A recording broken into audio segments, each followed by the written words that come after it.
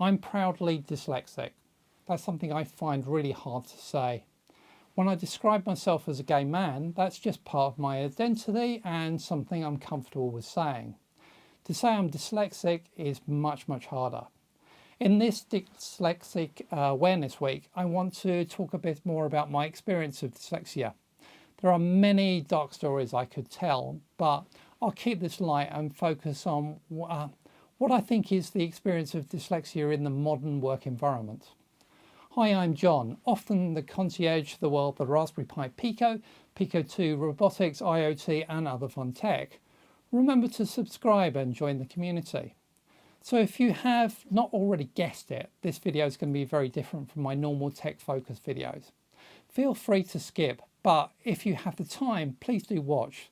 Perhaps you'll learn how to support those who are dyslexic in your work environment, or if you're dyslexic yourself, you'll recognise some of the challenges and join my community.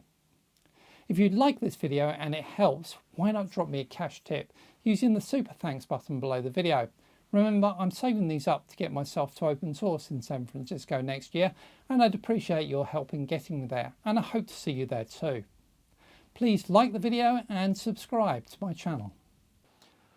What is dyslexia? Well, dyslexia is a condition of neurodevelopmental origin that mainly affects the ease with which a person reads, writes and spells, typically recognised as specific learning disorder. There are wider parallels into maths and spatial skills too, but I'm just going to focus on written language skills. People with dyslexia seem to process written language differently from the general population. Someone with dyslexia's ability to spell might change depending on how tired they are over time, whereas the general population do not really exert any mental energy to spell. Someone with dyslexia may be unable to retain a sequence of letters to make up a word in their head. They are therefore often taught to use things like phonetics as tools to help. They may read slower or less accurately. They may prefer the skill of reading aloud to reading in their head. In case you haven't realised it, that those two skills are actually very different. Dyslexia affects about 10% of the population, more males than females. It appears to have a genetic component. Preschool, I was a normal kid. I learned to speak very early, enjoyed stories and was massively into building things. Most of that's still true 50 years later. School started quite rocky and it then got worse. One of the few memories I have from school was the kids in my class being allowed to play in the paddling pool in the hot summer of 1976, while I wasn't because I could not do my spelling test. This is just before my 5th birthday. At 8 years old, I moved into junior school and dropped off a cliff emotionally. I was moved into a remedial class and the bullying kicked up a level. From kids, of course, but teachers too. Within 6 months, I had a breakdown and could not tell the difference between my nightmares and reality. I went to a lot of schools as my parents tried desperately to help me. Truancy officers and educational psychologists were frequent visitors to my home. Let's be honest, I was a pain in the arse. I had an IQ way north of the average and was completely illiterate. In the UK, they had a duty to educate me, but had no idea how. Why do I tell you all these things? Well, we have all had rough times in our education, but for those with specific learning disabilities, you have to imagine magnifying that many times. Sure, you failed a test at school, but what if you failed every test? Your essays had underlined in red for a few spelling errors? Well, mine was just red lines, normally with "see me" written in big letters at the bottom. These are all trigger behaviours you don't want to replicate in the workplace. Being dyslexic in the workplace I didn't always find very easy. I found it hard to admit I was dyslexic. Partly that was my own psychology as a result of my school life. My disability is tainted with ideas in my head of laziness, stupidity, being thick, not taking enough care, etc. But it also does change others' perceptions of me, that yes, I'm damaged, that I'm not to be relied upon because of my disability. Many times in my career, I've delivered a report with key findings and actions. The review or presentation meeting then spends more time talking about my spelling and grammar errors than the content of the report. This isn't because I wrote in the report was not clear and could not be deciphered past the few errors. How motivating is it for the author that the content of the report is less important than a few spelling errors? What's going on here in people's psychology? Well, I think people want to feel they have given some feedback on a piece of work, and the lowest hanging fruit is to criticise my spelling. Also, a lot of people have a learning strategy from school where spelling errors jump off the page at them. For some, I think this might actually even be physically painful at the presence of spelling errors. Though understandable in the context of this disability, this is not supportive. Will we point out that someone stammers in a presentation and ask them not to do it next time? Or any other disability? I'm sure there are shocking examples where people have done that. Though my view is that dyslexia as a disability is less tolerated. I find homophones particularly tricky, partly because of my reliance on phonetics.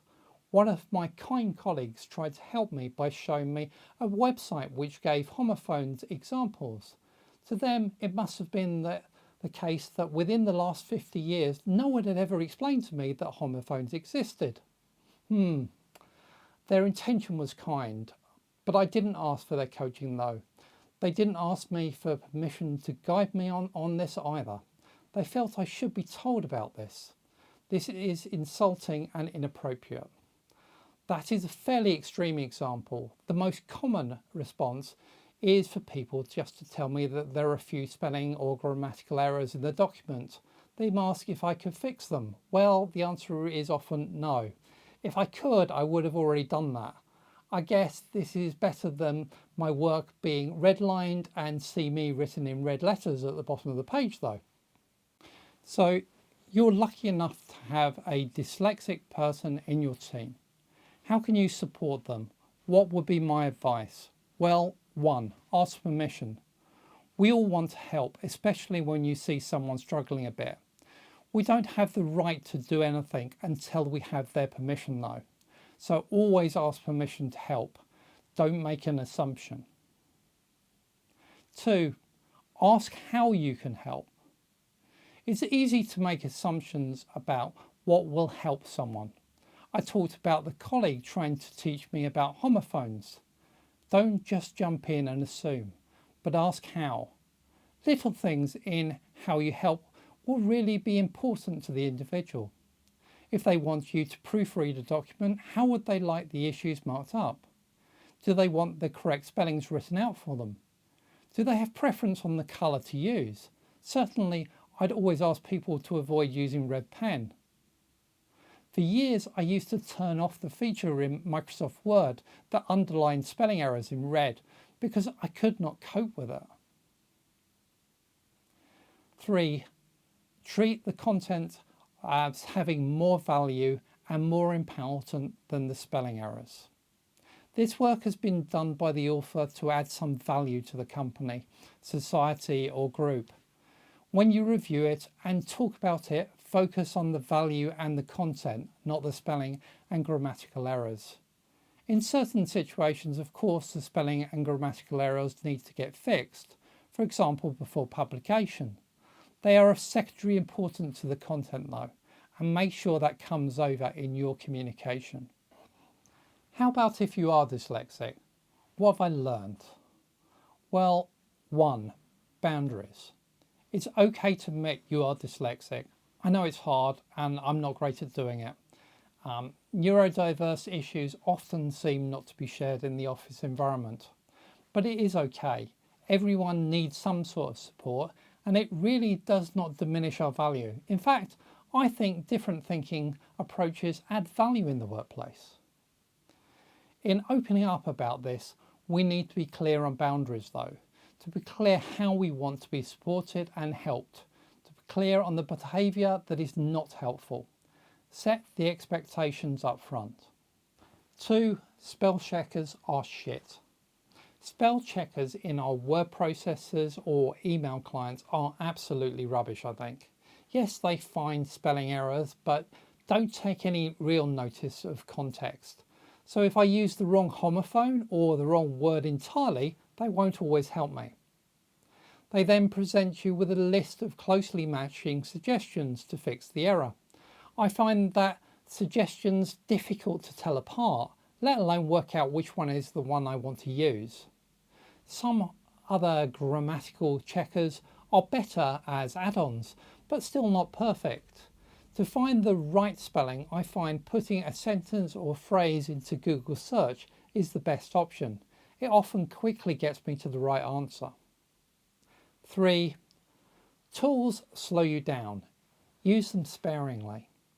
It's tempting to try to use speech recognition, grammar checking, advanced spell checking services, etc. to help. Perhaps even text to speech to read your document to you. They're all wonderful tools, but they are all going to slow you down. Of course, you need to use some of them.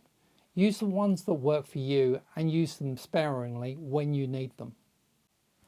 I'm dyslexic and therefore written communication is not my first choice. Perhaps that's why I became a YouTuber and produced video-based courses. Admitting to being dyslexic can be hard. Humans are learning machines, learning good stuff and bad. We are the sum of our experiences. Some of those may be very negative, and when colleagues accidentally tread on the scars, they may be reactions. That's the individual's concerned problem, of course, but that doesn't mean that colleagues should not be supportive. I believe that the support that individuals with dyslexia needs differs from individual to individual. Therefore, the first thing to support anyone is always to ask permission and for guidance on how to help. Most of all, value what they do and how they perform without focusing on the spelling. This has been a very difficult video for me to produce. If you'd like this video and it helps you, why not drop me a cash tip using the super thanks button below the video. Remember, I'm saving these up to get myself to open source in San Francisco next year, and I'd appreciate your help in getting me there, and I hope to see you there too. Please like this video and subscribe to my channel. Goodbye for now.